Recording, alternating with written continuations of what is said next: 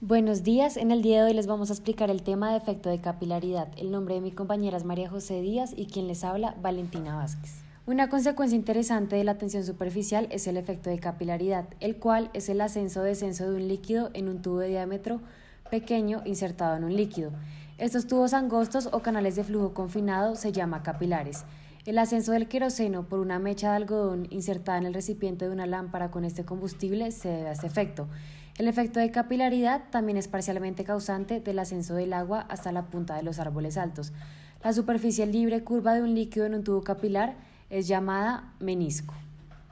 Es común observar que el agua en un recipiente de vidrio presenta una curva ligeramente hacia arriba en los bordes en donde toca la superficie del vidrio, pero el mercurio ocurre lo contrario.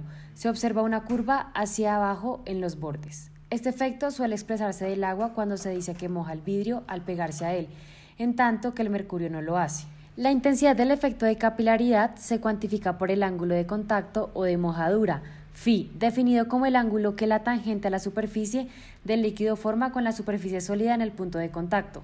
La fuerza de tensión superficial actúa a lo largo de esta recta tangente hacia la superficie sólida, es decir, que un líquido moja la superficie cuando φ es menor a 90 y no la moja cuando φ es mayor a 90. En el aire atmosférico, el ángulo de contacto del agua y de la mayor parte de otros líquidos orgánicos, como el vidrio, es casi cero. El fenómeno del efecto de capilaridad se puede explicar en forma microscópica cuando se consideran las fuerzas de cohesión, que son las fuerzas entre las moléculas semejantes como agua y agua, y las fuerzas de adhesión, que son las fuerzas entre las moléculas diferentes como agua y vidrio. Las moléculas del líquido en la interfaz sólido-líquido están sometidas tanto a fuerzas de cohesión por parte de las otras moléculas del líquido como a fuerzas de adhesión por parte de las moléculas del sólido. Las magnitudes relativas de estas fuerzas determinan si un líquido moja o no una superficie sólida.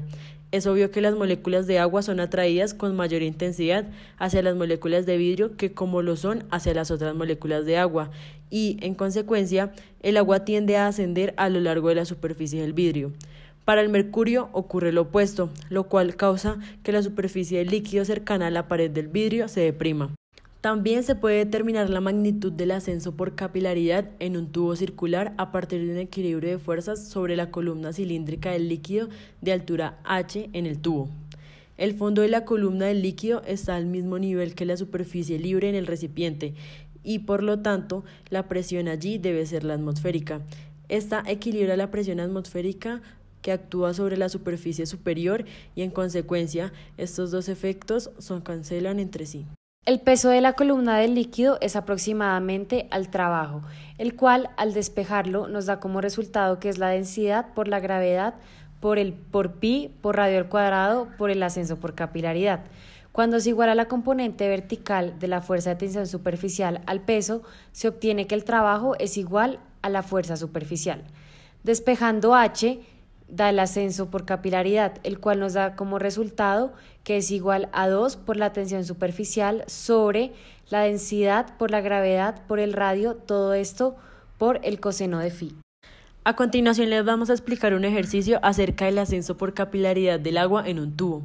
Se inserta un tubo de vidrio de 0,6 milímetros de diámetro en agua a 20 grados Celsius que está en una copa.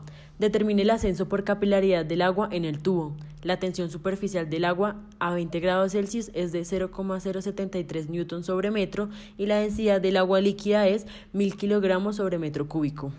Como desarrollo, debemos determinar el ascenso del agua en un tubo delgado como resultado del efecto de capilaridad. Tenemos dos hipótesis. La primera, no hay impurezas en el agua ni contaminación sobre la superficie del tubo de vidrio.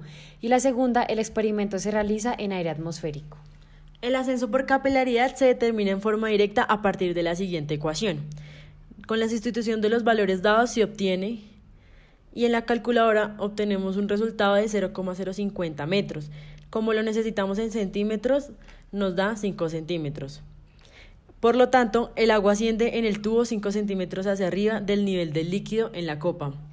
Como conclusión, tenemos que en realidad el ascenso por capilaridad en un tubo de diámetro grande solo ocurre en el borde, es decir, el centro no asciende en lo absoluto. Por lo tanto, para los tubos del diámetro grande se puede ignorar el efecto de capilaridad.